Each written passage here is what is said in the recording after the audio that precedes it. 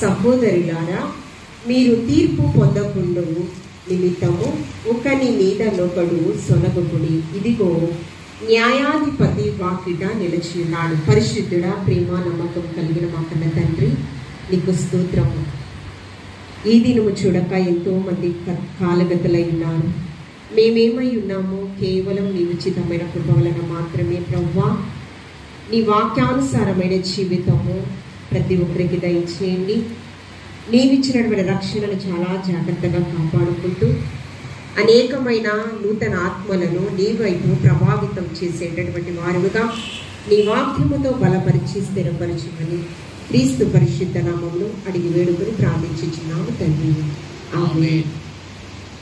చదవబడినటువంటి లేఖన భాగంలో ఈ దినము పరిశుద్ధాత్మ దేవుడు న్యాయాధిపతి మన గృహము ఎదుట, మనం ఎక్కడ నిలుచున్నా అక్కడ న్యాయాధిపతి నిలిచి ఉన్నాడంట. అంటే దేవుని యొక్క సన్నిధి, ప్రత్యక్షత అనునిత్యము మనము ఆస్వాదిస్తూ ఉన్నాం. ఎక్కడైతే ఇద్దరు ముగ్గురు కూడి నా నామమును ఉంటారో వారి మధ్య నేను ఉంటానని వాగ్దానం ఇచ్చాను. మన ఎదుట ఎవరు ఉన్నారని మనము మర్చిపోకూడదంటే పరిశుద్ధాత్మ దేవుడు న్యాయాధిపతి మన మధ్య ఉన్నాడు. కాబట్టి మనము తీర్పు పొందకుండా నిమిత్తము, న్యాయాధిపతి సొనిగే వారిని బట్టి తీర్పు తీరుస్తాడు. సొనగటం గురించి మనం ఎక్కువగా ఎక్కడ చూస్తూ ఉంటాము? మన కుటుంబంలో చూస్తూ ఉంటాం, అవునా? బిడ్డల మీద తల్లిదండ్రులు సొనగడం, లేకపోతే తల్లిదండ్రుల మీద, అంటే వారు చెప్పిన మాట వినడం లేదని వారు బాధపడుతూ పలు విధాలుగా మాట్లాడుతూ ఉంటారు. కొంతమంది స్నేహితుల మీద సనగడం అనేది చాలా భయంకరమైన పాపం అంట. అది తీర్పులోకి వచ్చినప్పుడు ఆ లక్షణం ఎవరికైతే ఉంటుందో వారంట దేవుని యొక్క ఉగ్రత పాలవుతారంట. కాబట్టి పరిశుద్ధాత్మ దేవుడు న్యాయాధిపతిగా మన మధ్య ఉన్నాడు. ఈ దినము సనుగుడు అనేటటువంటి లక్షణము మనలో ఉండకూడదని దేవాది దేవుడు ఆశపడుతున్నాడు. కొంతమందికి వయసు చాలా తక్కువ ఉంటుంది, విపరీతంగా మాట్లాడతారు. అంటే అనుభవంతో కూడినటువంటి మాటలు వేరు, అనుభవం లేకుండా మాట్లాడే మాటలు వేరు కదా. అంటే దేవుని తీర్పులోనికి మనం రాకుండా ఉండాలి అంటే దేవునికి ఇష్టం లేని క్రియ మన నుంచి విసర్జించుకోవాలి. అదేమిటంటే సనుగుడు. ఎవరైతే సనుగుడు అనేటటువంటి ఆ లక్షణం కలిగి ఉన్నారో దేవుని యొక్క ఉగ్రతను ఏ విధంగా పొందుకున్నారు అనే దాని గురించి మనం చూద్దాం.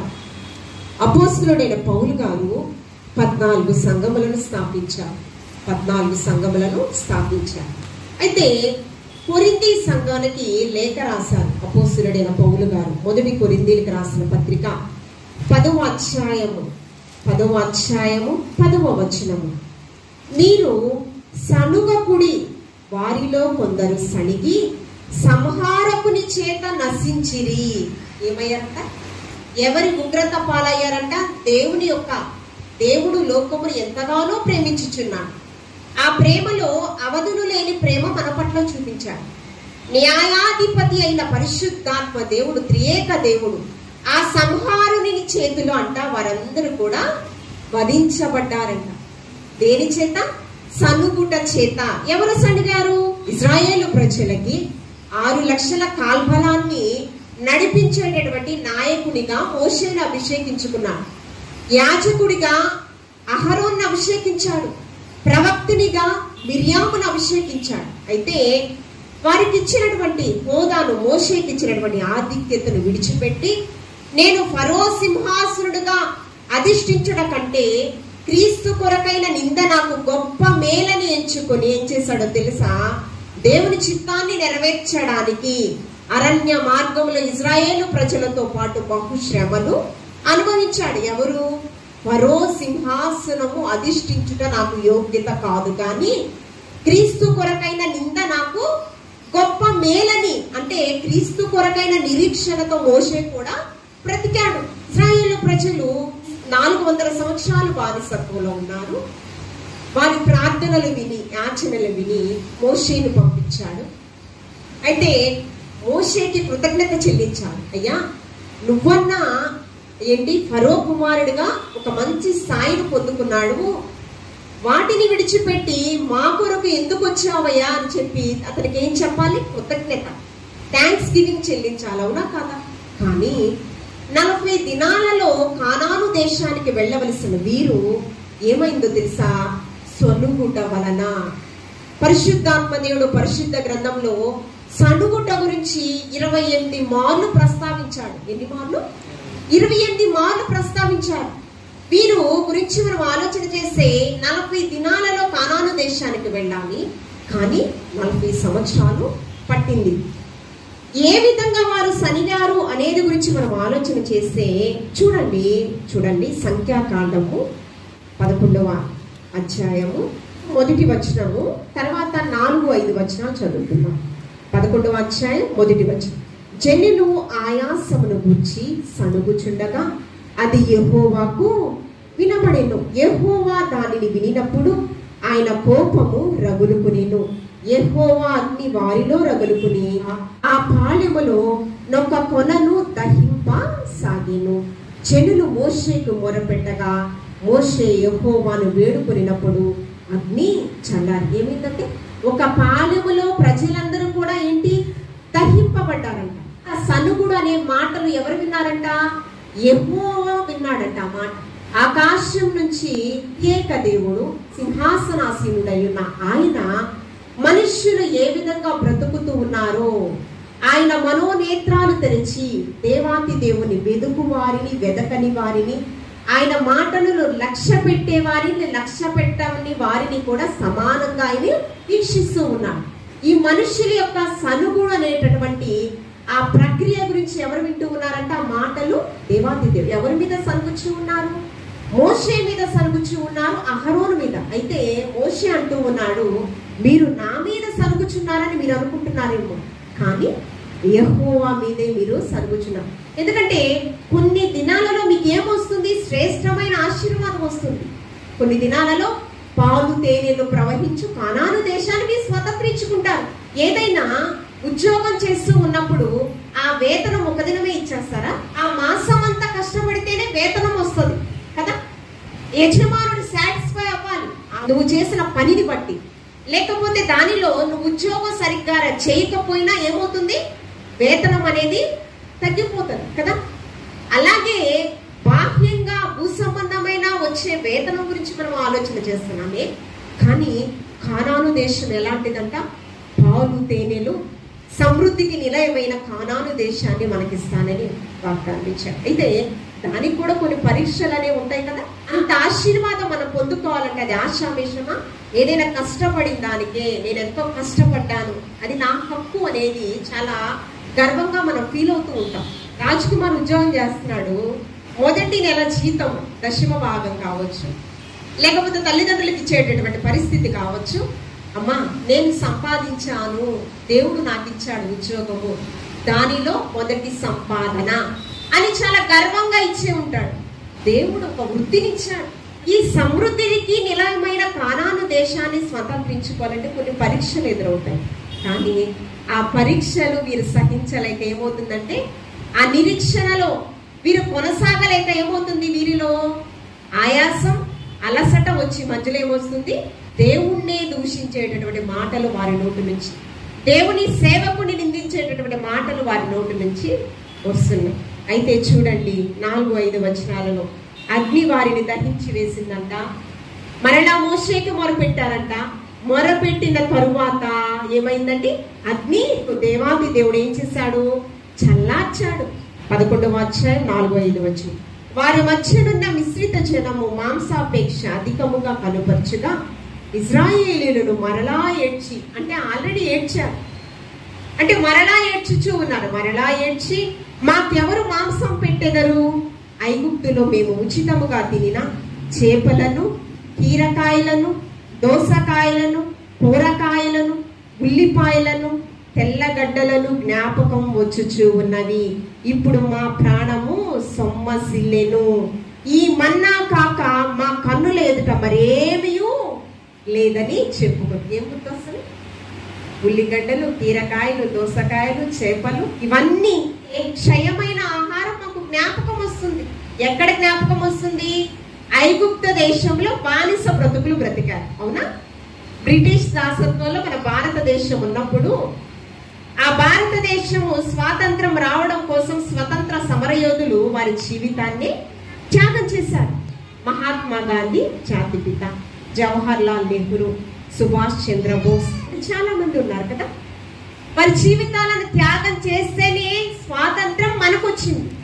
ఈ ఐగుప్తు బానిసత్వంలో ఉన్నప్పుడు ఏం తిన్నారంట? ఈ శ్రేష్టమైన ఆహారం అంతా తిన్నారంట. బానిస బ్రతుకుతున్నామయ్యా, మా శక్తికి మించిన పనుల భారం మా మీద వేసి కాడి భారాన్ని పెంచుతున్నారయ్యా, దీన్ని సులువుగా చేయయ్యా అని ప్రార్థించారు. ప్రార్థనకు దేవాది దేవుడు జవాబిచ్చి నాయకుడిని పంపించారు. మరలా నిరీక్షణ ఫలం కోసం ఎదురు చూడకుండా ఏం మాటలు వస్తుంది? బానిస బ్రతుకులు బ్రతుకుతూ మంచి ఆహారం మేము తిన్నాము, ఇప్పుడైతే కేవలం ఆకాశం నుంచి నీవు పంపిన మన్నా మాత్రమే మేము భుజిస్తున్నాము, ఆ ఆహారమే మాకు కావాలని ఎవరిని దూషిస్తున్నారు? సేవకుణ్ణి, దేవుణ్ణి దూషిస్తూ ఉన్నారు. కొరింథీయులకు రాసిన పత్రిక 10వ అధ్యాయము. ఇశ్రాయేలు ప్రజలకి ఎన్నో సూచక క్రియలు చూపించాడు దేవాది దేవుడు. 40 దినాలలో వెళ్ళవలసిన వీరు 40 సంవత్సరాలు పట్టింది. మనము జన్మించిన సంవత్సరాలు ఒకసారి ఆలోచన చేస్తే, నాకు 36 సంవత్సరాలు. ఇప్పుడు మీకు ఎన్ని సంవత్సరాలు ఉంటే మీకు తెలుసు కదా. సంవత్సరానికి ఎన్ని కొత్త బట్టలు కొని ఉంటాం? 36 సంవత్సరాల్లో ఎన్ని డ్రెస్సెస్ కొత్తవి తీసుకుని ఉంటాం చెప్పండి? 500 కంటే అబో కదా. మీరు కూడా అలాగే 500 అబోవే ఉంటాయేమో మీ దగ్గర, నిజంగా చెప్పాలంటే. ఇక మా పేరెంట్స్కే తక్కువ ఉంటాయి కదా. మరి 40 సంవత్సరాలు అరణ్య మార్గంలో నడిచారన్న. వారి వస్త్రములు మాయలేదు, చెప్పులు అరగలేదు. 40 సంవత్సరాలు అరణ్య మార్గంలో నడిచారంట. ఎన్ని చెప్పులు మార్చాలి, ఎన్ని వస్త్రాలు మార్చాలి? అరణ్య మార్గంలో గాలి ఉంటదా? వేడి దహించి వేస్తా ఉంటది. ఏమండి, నీటి ఊట ఎక్కడ ఉంటుందా అని వెతుకులాడుతూ ఉంటారు. ఆ నీటి కోసం పంచపక్ష పరిమాణాల భోజనాలు ఉన్నా నీరు లేకపోతే బ్రతకగలమా? అరణ్య మార్గంలో నీరే కొదువుగా ఉంటది. అక్కడ ఎవరుంటారు? క్రూర మృగాలు ఉంటాయి. మనిషి ఉంటాడా అరణ్యంలో? బ్రతకడానికి ఇష్టపడతాడా? చాలా మంది కూడా కుటుంబ జీవితము కొనసాగించలేక నేను సన్యాసం తీసుకుంటానంటారు.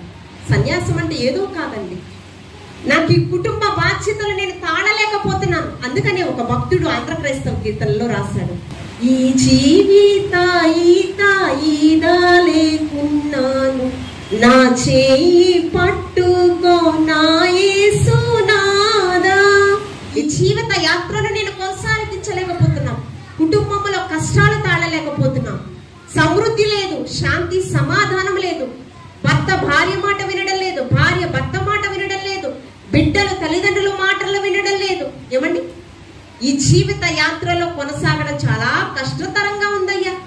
గమ్యానికి మేము చేరతామో లేదో అగమ్య గోచరంగా మా బ్రతుకు కొనసాగిస్తున్నామయ్యా. నా చేయి పట్టుకో నా యేసు, శూన్యములో సమస్తమును చూపించగలిగిన సర్వశక్తి మంతుడు ఆయనని తెలుసు, మా దాగు చోటు క్రీస్తే అని ఆయన విశ్వసించాడు. అందుకని ఆంధ్ర క్రైస్తవ కీర్తన, ఈ జీవిత ఈత లేకున్నాను, నా చేయి పట్టుకో. ఈ 40 సంవత్సరాల గురించి ఆకాశం నుంచి మన్నాను కురిపించాడు, ఆహారాన్ని కురిపించాడు. పగలు మేఘ స్తంభమై, రాత్రి అగ్ని స్తంభమై నిత్య కాపుదల తోడుగా ఉంది. ఇప్పుడు అర్ధరాత్రి వేళ క్రూరముగాలు వస్తాయి కదా, విష సర్పాలు వస్తాయి కదా. కానీ ఎవరి దేవుని యొక్క సన్నిధి ప్రత్యక్షత ఏ రీతిగా వారు ఆస్వాదించారంటే, పగలు మేఘ స్తంభమై, రాత్రి అగ్ని స్తంభమై దేవుని యొక్క దూతలు వారికి ముందుగా నడిచాయంట. చెప్పాలి అంటే ఫుల్ సెక్యూరిటీ. దేవుని యొక్క సన్నిధి ప్రత్యక్షత అనునిత్యం ఆస్వాదిస్తుంది. ఎర్ర సముద్రాన్ని ఆరిన నేలగా చేశాడు. ఆకాశ నక్షత్రములు, సూర్య చంద్ర తారలను, సృష్టిలో నిర్మింపబడిన ప్రతిదీ కూడా ఆయన నోటి మాట చేత కలుగునుగాక అంటే కలిగింది. జలచర జీవరాశులు అన్ని కూడా. ఏమండి, ఆ చేప తిమింగళానికి దేవాది దేవుడు ఆదేశించాడు, నీ గర్భములో ఉంటుంది. ఎవరు? ఒక ప్రవక్త, యోనా ప్రవక్త. నువ్వేం చేయాలి? ఈ 3 దినాలు ప్రవక్త నీ కడుపులో ఉన్నాడు కనుక నువ్వేం చేయాలి? అతనికి హాని చేయడానికి వీలు లేదు. ఎవరికి ఆదేశించాడు? మోగ జీవైనటువంటి చేపకు ఆదేశించాడు. 3 దినాలు తన తిండి కూడా మానేసిందండి. 3 దినాలు తిండి తినేస్తే ఆ తినే ప్రక్రియలో యోనా బ్రతికేవాడా? ఏమండి బ్రతికేవాడా? అంటే చేపను ఆదేశించాడు. చేప, మోగ జీవి అయినటువంటి చేప కూడా దేవుని యొక్క మాటకు లోబడింది. సృష్టిలో ఉన్న సమస్తము దేవుని యొక్క మాటకు లోబడిన తర్వాత 1 కొరింథీయులకు రాసిన పత్రిక 10వ అధ్యాయం 3వ వచనం, అందరూ ఆత్మ సంబంధమైన ఒకే ఆహారము భుజించారు. ఆకాశం నుంచి మన్నాను కురిపించినప్పుడు ఆ మన్నాను ఎవరు భుజించారంటే ఆత్మ సంబంధమైన ఆహారముగా ఇశ్రాయేలు ప్రజలందరూ కూడా ఒకే మారు భుజించారంట. అందరూ ఆత్మ సంబంధమైన ఒకే పానీయము తీసుకున్నారు. ఎలయనగా తమ్మును వెంబడించిన ఆత్మ సంబంధమైన బండలోనిది త్రాగిరి. ఆ బండే క్రీస్తు. విశ్వాసం లేనటువంటి వారు దేవుని యొక్క ఆశీర్వాదాన్ని పొందుకుంటూ దేవుని యొక్క మహిమను కళ్ళ ముందు చూస్తూ దేవాతి దేవుని తృణీకరించినటువంటి వారి పరిస్థితి ఏమైందో చూడండి. వారు ఆశించిన ప్రకారం 6వ వచనము, మనము చెడ్డవాటిని ఆశించకుండానట్లు ఈ సంగతులు మనకి దృష్టాంతములుగా ఉన్నవి. వారిలో ఎక్కువ మంది దేవుని కుష్టులుగా ఉండకపోయిరి. ఏంటంటే ఆ ఇశ్రాయేలు ప్రజలు అగ్ని చేత దహించి వేయబడినటువంటి వారిలో సంఖ్య ఎక్కువగా ఉందంట. ఎక్కువ మంది దేవునికి ఇష్టలుగా ఉండలేకపోయారంట. కనుక అరణ్యములో వారు ఏమయ్యారు? సంహరింపబడ్డారు. ఇది మనకి ఎలా కనిపిస్తుందంట? దృష్టాంతములుగా కనిపిస్తూ ఉన్నది. అంతేకాకుండా 7వ వచనం, తినుటకు త్రాగుటకును కూర్చుండి ఆడుటకు లేచిరి అని వ్రాయబడినట్లు వారిలో కొందరి వలె మీరు విగ్రహారాధకులై ఉండకుడి. తరువాత మరియు వారి వలె మనము వ్యభిచరింపక యుందుము. వారిలో కొందరు వ్యభిచరించినందున ఒక్క దినముననే 23,000 మంది కూలిరి. మనము ప్రభువును శోధింపక యుందుము. వారిలో కొందరు శోధించి సర్పముల వలెను నశించారు. మీరు సణుగుకుడి. వారిలో కొందరు సణిగి సంహారకుని చేత, మరణ దూత చేత వధింపబడడం అనేది జరిగింది. కాళ్ళ దాకా వచ్చిన దాన్ని కాళ్ళ రాసుకోవడం అంటారు చూసారా? కొన్ని క్షణాలలో, కొన్ని దినాలలో శ్రేష్టమైన ఆశీర్వాదం కళ్ళ ముందు కానాను దేశాన్ని స్వతంత్రించుకుంది. లోతు కుటుంబాన్ని దేవదూతల చేత త్వరపెట్టి తీసుకుని వస్తూ ఉన్నాడు. ఎక్కడి నుంచి? సొదొమ గొమొర్రా పట్టణం నుంచి. ఏంటి? త్వరపెట్టి. కొన్ని గడియలలో ఏం కనిపిస్తుంది? ఉగ్రత నుంచి తప్పింపబడి ఆశీర్వాదం కనిపిస్తుంది. లోతు భార్య, లోతు బిడ్డలు, లోతు కుటుంబాన్ని ఎవరు బలవంత పెట్టి తీసుకొస్తున్నారు? త్వరపెట్టి తీసుకొస్తున్నారు. దేవదూతలంట, మనుషులు కాదు, దేవదూతలు. కానీ అక్కడ ఏముందని వెనుకకు తిరగొద్దని చెప్పాడు. దేవదూతలు ఆల్రెడీ చెప్పారు. కానీ ఏముందని లోతు భార్య వెనుకకు తిరిగింది? ఏముందని వెనుకకు తిరిగింది? లోతు భార్య ఉప్పు స్తంభమైంది కదా, వెనుకకు తిరగొద్దంటే తిరిగింది. కానీ లోతుతో పాటు ఎవరెవరు ఉన్నారు? లోతు 2 కుమార్తెలే ఉన్నారు. కానీ ఆ ముందు వచనాలలో ఎవరెవరు ఉన్నారు? కుమారులు ఉన్నారు, కుమార్తెలు ఉన్నారు, వివాహం చేయబడుచున్న అల్లుళ్ళు ఉన్నారు. అల్లుడి తర్వాత సంగతి తర్వాత, కుమారులు లేరు. అక్కడ ఏముంటది? పాతాళములో అగ్ని ఆరదు, పురుగు చావదు. అగ్నిగుండములో ఆల్రెడీ నరక యాతన అనుభవిస్తూ ఉన్నారు. ఎవరు? కుమారులు. అగ్నిగుండములో ఆహుతవుతూ ఉన్నారు కుమారులు. అక్కడ ఏమవుతుంది? ధనవంతుడు పాతాళంలో నరకయాతన అనుభవించలేక, అబ్రహామా నీ కుమారుడైన లాజరును పంపించయ్యా, చిటికెన వేలతో కొన్ని నీటి చుక్కలను ఇప్పించయ్యా.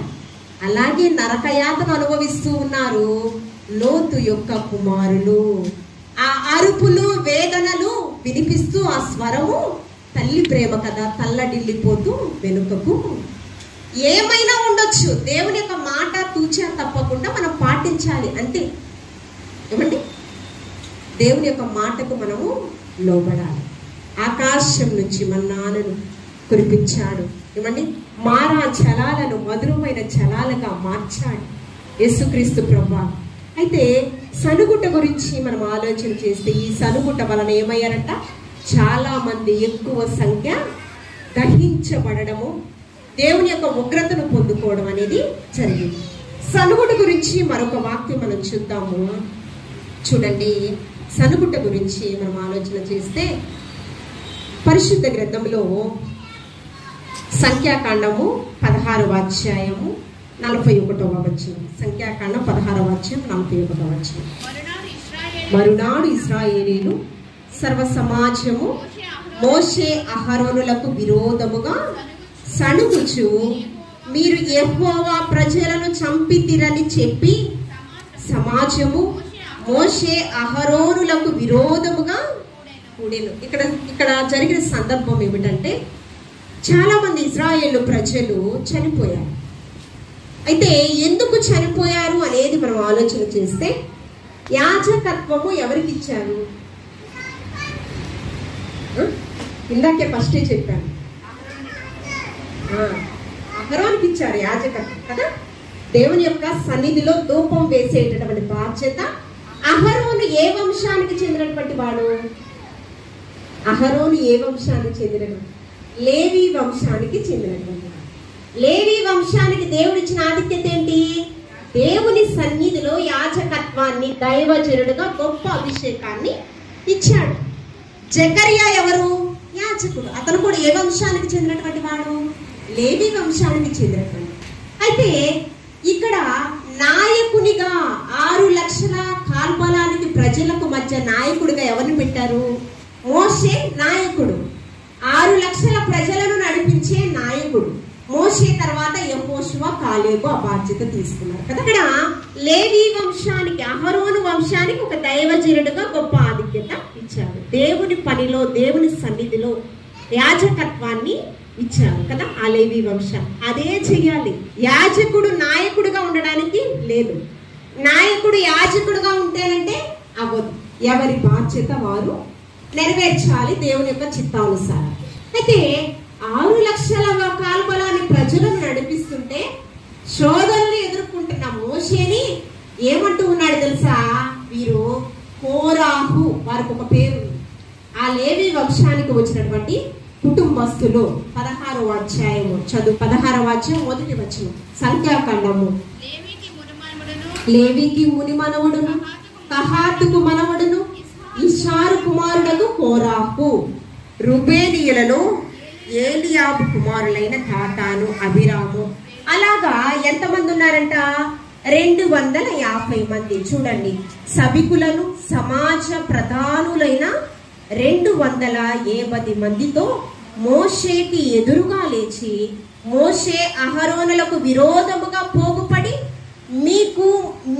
మీతో మాకిక పని లేదు. ఏం మాట్లాడుతున్నారట? మోషేకి అహరోనుకి ఎదురుగా నిలబడి వారి మీద కోపంగా, విరోధంగా మాట్లాడుచు, మీతో మాకిక పని లేదు, మీరే పరిశుద్ధులు కాదు, మేము కూడా పరిశుద్ధులు. మా కింద వచనాలు అదే కదా, మేము కూడా పరిశుద్ధులమే. ఎవరు మాట్లాడుతున్నారు? కోరాహు, తనతో ఉన్నటువంటి 250 మంది బృందము అందరూ కలిసి ఎక్కడికి వచ్చారంట?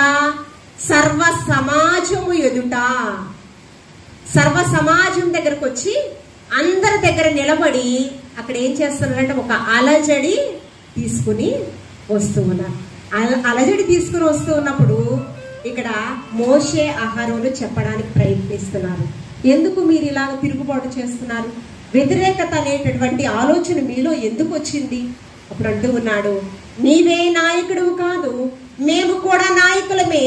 దేవుడు మాకు కూడా ఒక అభిషేకాన్ని ఇచ్చాడు, ఒక అధికారాన్ని ఇచ్చాడు. బానే ఉంది. కానీ మీకు ఇచ్చిన అధికారం ఏంటి? యాజకత్వం. మోషే చెప్తున్నాడు, చాలా స్పష్టంగా చెప్తున్నాడు, మీకు ఇచ్చిన పని ఏంటి? యాజకత్వము. కానీ నాకు ఇచ్చిన పని ఏంటి? ఈ 6 లక్షల ప్రజలను నడిపించేటటువంటి, కానాను దేశానికి నడిపించే బాధ్యత నాకు ఇచ్చారయ్యా. కానీ కోరాహు తనతో ఉన్నటువంటి బృందం ఏమంటూ ఉన్నారో తెలుసా? లేదు, నీకు ఇచ్చిన పని మేము చేస్తాం. ఎన్నిసార్లు తిరుగుబాటు చేశారో మోషేని, అహరోను మీద తిరుగుబాటు చేస్తూ మాట్లాడారు. 9వ వచనము.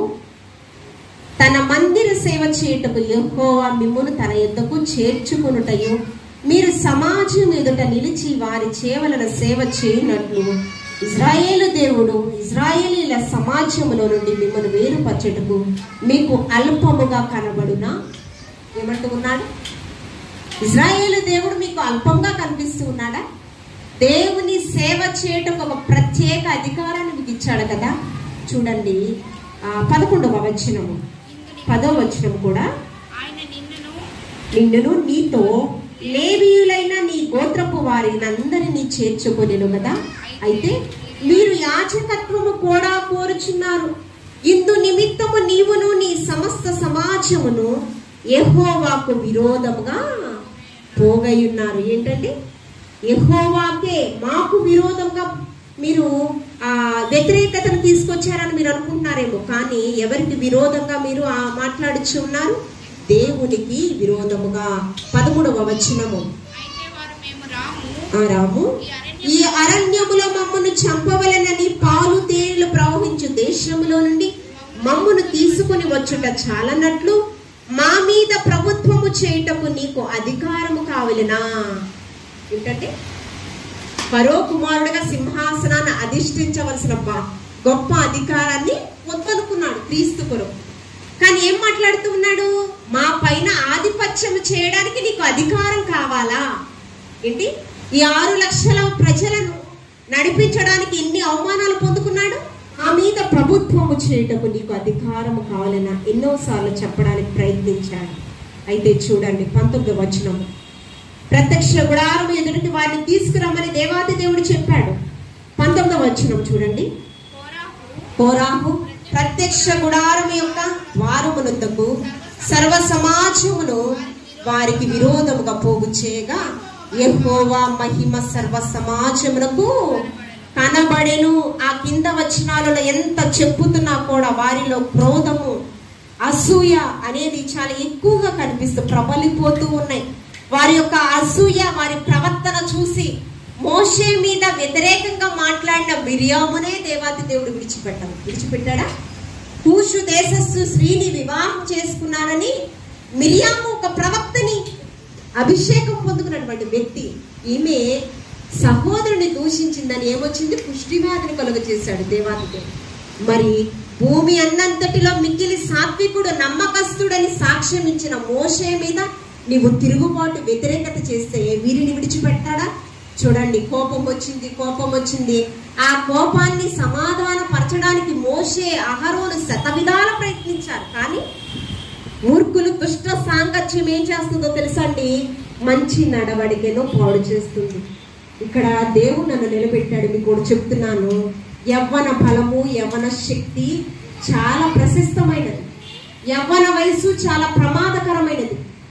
దుష్టుల సాంగత్యం మనం చేస్తే గనక ఏమండి, దేవుని యొక్క ఆత్మాభిషేకాన్ని మనము కోల్పోతాం. దుష్టుల మాటలు 6 మాసాలు సావాసం చేస్తే వారు వీరైపోతారు కదా. దుష్టుల సాంగత్యము మంచి నడవడికను పాడు చేస్తుంది. మీరు దేవుని యొక్క ఆత్మాభిషేకంతో నింపబడినటువంటి వారు అంత్య దినాలలో కుమారులు, కుమార్తెలు, యవ్వనులు ప్రవచనాలు, దర్శనాలు చూస్తారని దేవాది దేవుడు వాగ్దానం ఇచ్చారు. దేవుని యొక్క దర్శనాలు చూసేటటువంటి గొప్ప ఘనమైన వారిగా మీరు ఉండాలని దేవాది దేవుడు ఆశపడుచున్నారు. మీరు ఎవరితో సహవాసం చేయకూడదు?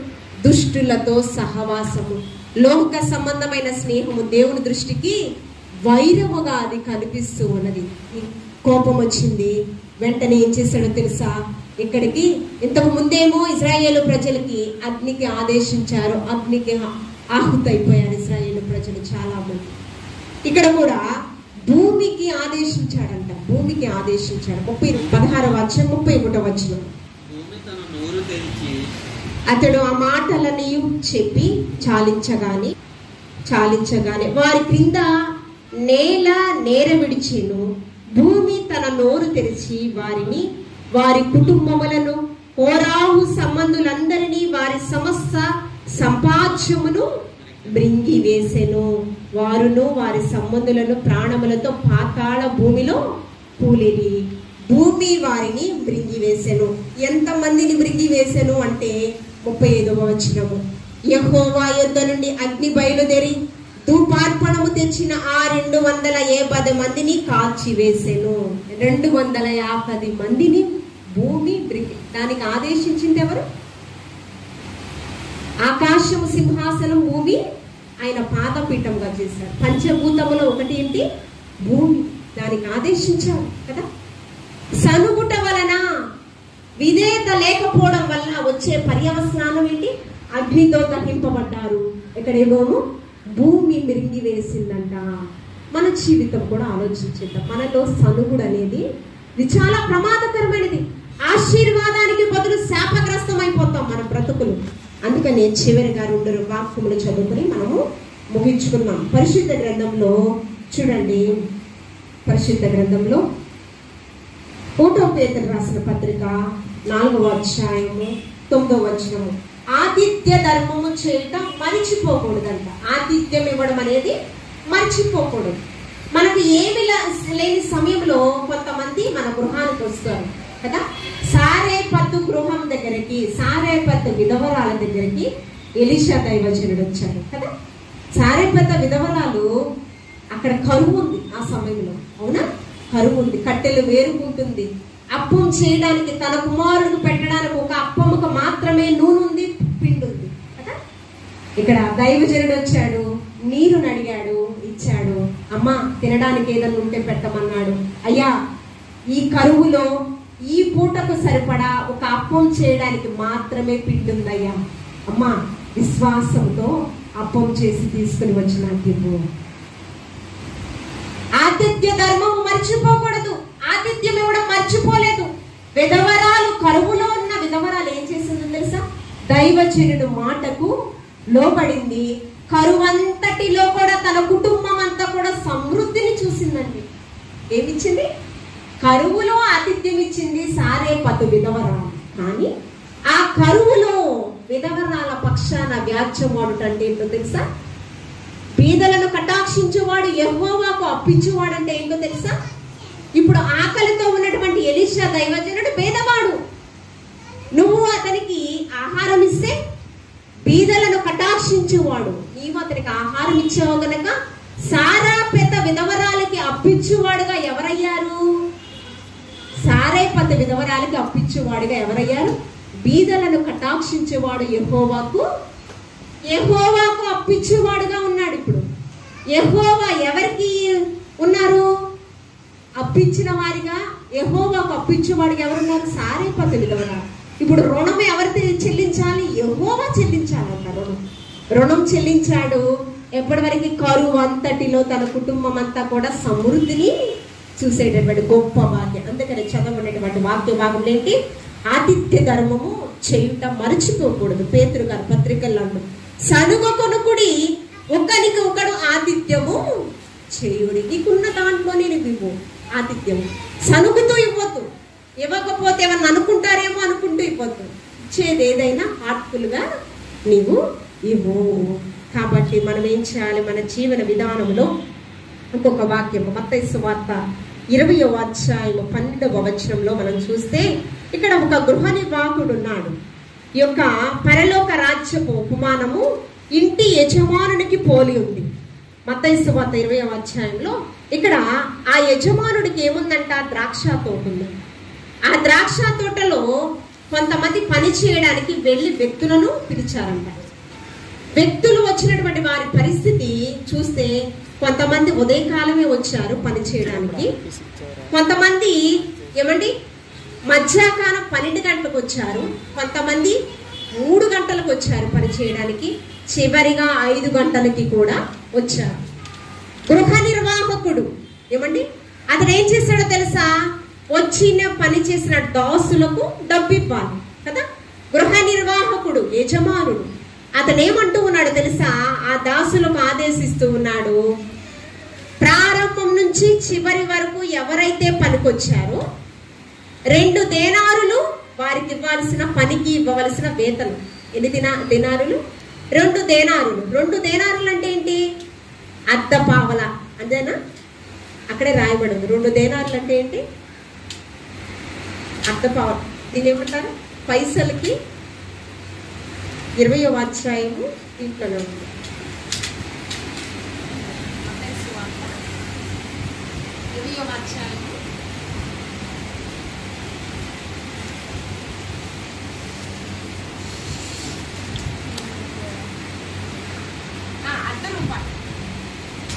ఇంకొద్ది కింద ఉందండి చూడండి, ఇంచుమించు 2 దేనారులు అనగా 2 దేనారులు అనగా ₹1 ఏమండి. ఇప్పుడు ఉదయకాలంలోనే పనికొచ్చిన వ్యక్తికి చిట్ట చివర ఇక పని అయిపోతుంది అనగా 5 గంటలకు వచ్చిన వ్యక్తికి కూడా సమానంగా ₹1 వేతనం ఇవ్వమని చెప్తున్నాడు. అప్పుడు ఏమవుతారో చెప్పండి, సనుగుట వస్తుందా? ఇది ఎక్కడ న్యాయమయ్యా? మేము ఉదయకాలంలోనే వచ్చాము కదా. 12వ వచనం చూడండి, 12వ వచనం 20 అమ్మ మరలా చదువు. పగలంతా మేము కష్టపడి ఎండ బాధ సహించి వారిని మాతో సమానముగా చేసితివి అని ఆ యజమానుని మీద ఏమయ్యారంట? సనుగుకున్నారంట. పనివాని జీతానికి పాత్రుడు. అక్కడికి వచ్చినటువంటి వ్యక్తులు సమర్పణతో చేశారా, ఎలా చేశారని దేవునికే తెలుసు, అవునా? కానీ వీళ్ళు ఏం చూస్తున్నారంటే, పోనీళ్ళ చిట్ట చివర వచ్చిన వాళ్ళకు కూడా సమానంగా ఇచ్చావని మంచి మనసుతో అనుకోవాలి కదా. ఏమండి, మాకు తగ్గించినా పర్లేదు, మేము బాగుపడకపోయినా పర్లేదు, పక్కవాడు బాగుపడడానికి ఇలాంటి సనుగుళ్ళు కూడా కొంతమందికి ఉంటాయి. ఏమండి, మేము బాగుండాలి, మాతో పాటు అందరూ బాగుండాలి అనుకోవడం మంచి ఆలోచన. కానీ మేము ఆశీర్వాదం పొందుకోలేదు, మా పొరుగు వారు కూడా పొందుకోవడానికి వీలు లేదంటే అది ఎక్కడ న్యాయం చెప్పండి? ఇక్కడ మంచి వ్యక్తులైతే వారు ఏం చేయాలి? మాతో సమానంగా వాళ్ళకి కూడా ఇవ్వయ్యా, వచ్చారు కదా పనికి అన్నారు. కానీ వీళ్ళు ఏమంటున్నారు? పగలు రాత్రి మేము కష్టపడుతూ నిద్రాహారాలమని ఎండ నీటిని మర్చిపోయి మేము కష్టపడ్డాం కదా, మాతో సమానంగా వాళ్ళకి ఇచ్చావి అని యజమానుడి గృహ నిర్వాహకుడి మీద సనుగుకున్నారు. మనం సనుగుకోకూడదండి. సనుగుకుంటే మనకేమవుతుంది? ఆశీర్వాదానికి బదులు శాపం వస్తుంది. కాబట్టి మన జీవితాలను ఈ దినం నుంచి సనుగుడు అనేటటువంటి ఆ యొక్క వ్యర్థమైన ఆలోచన, ఆ క్రియను మనమందరం కూడా విసర్జిద్దాము.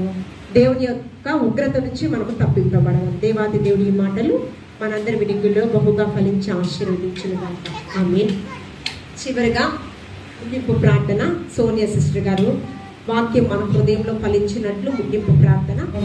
ఆరాధ్యుడ గొప్పవాడ, నీకు స్థుతులు స్తోత్రాలు తెలుపుకుంటున్నాం. వేసే ఈ దినాన్ని అయితే చూడలేని వారు బహుమంది ఉన్నారు, కానీ మమ్మల్ని ఆ గుంపులో ఉంచుకుంటే సజీవు లెక్కలు ఉంచి నేను ఆరాధించే గొప్ప ధన్యత నాకును మాకును మన అందరికీ సహజం ఇచ్చినందుకు లెక్కలేని వందనాలు స్తోత్రములు తెలుపుకుంటున్నాం. వేసే నీటి మధ్యకే కాకుండా వాక్యం అది మా జీవితాలను అనుసరించుకొని గొప్ప ధన్యతను కలుగు చేయండి.